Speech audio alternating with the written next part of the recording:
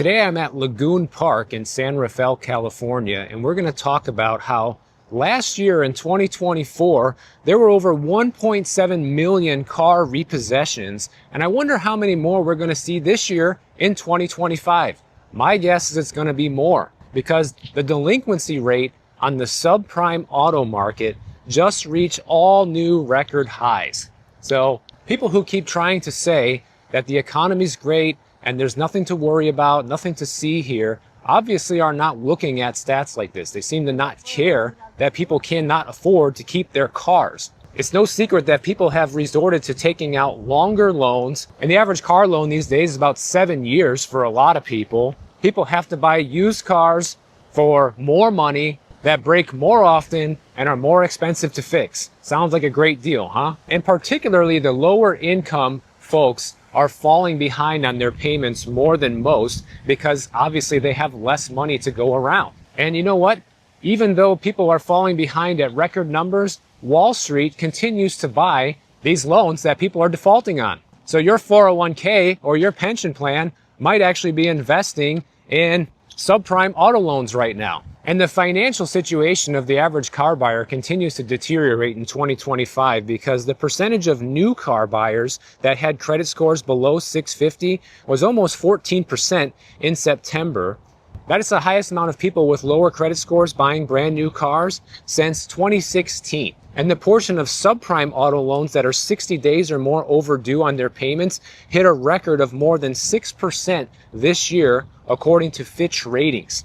And when you look at this chart here, you can see it's really just the subprime market that is having some major trouble right now. There was a big spike in subprime auto delinquencies during the GFC. We also saw it during the pandemic, and then it kind of started crashing down and has just been skyrocketing ever since about 2022, which lines up perfectly with when inflation really started hitting everybody. And besides the subprime delinquencies being at all-time highs, the repossessions are at all-time highs. According to Cox Automotive, there were 1.73 million vehicles repossessed in 2024, which is the highest total since 2009. Yet Wall Street continues to invest in these type of securities. And a lot of these people are borrowers who decided to stretch their budget in order to afford a higher priced car, and now they have a higher payment because of higher prices as well as higher interest rates. This is leading to a breaking point where people can no longer pay the bills. You know, last month in September, we saw the lender Tricolor Holdings file for bankruptcy, and they were holding over 100,000 outstanding loans. So that just goes to show you what happens to a company when they're too heavily invested in loans that people cannot afford. This is very synonymous with what we saw happen with the GFC back in 2008, but it was mortgages that people were heavily invested in, not only in the stock market, but also people had mortgages that they couldn't afford back then as well. And these companies cater to people with little to no credit history or no social security numbers. Recently, analysts at S&P Global Ratings warned investors about a number of securities backed by auto loans to consumers with little or no credit history, citing aggressive immigration enforcement.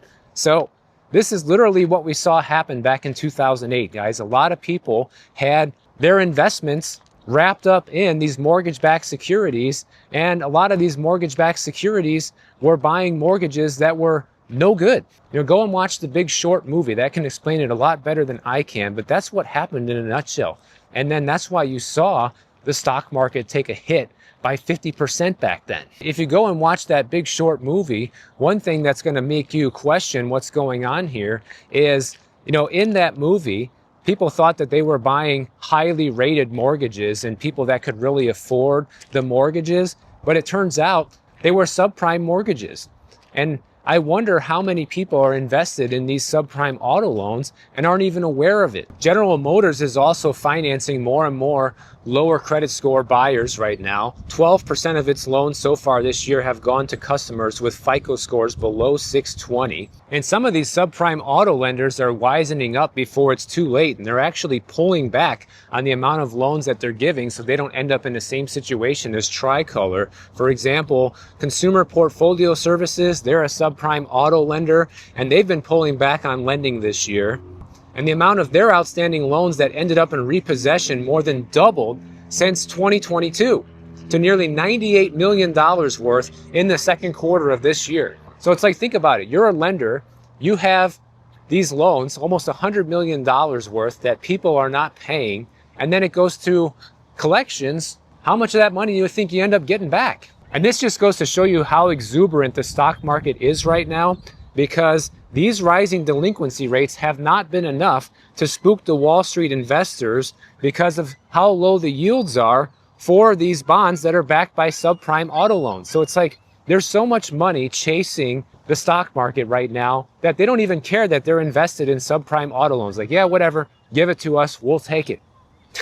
I mean, that's the same attitude that got us in trouble back in 2008, guys. And when you start seeing this type of warning signs, I think this is a massive wake-up call that we all need to pay attention to and shows us where things are going to be headed. They say, oh, investors are willing to buy these bonds because despite the delinquencies, underwriting standards have tightened over the past couple of years and they expect less stress moving forward. Oh, well, just like Tricolor, their 100,000 loans that have gone to repossession,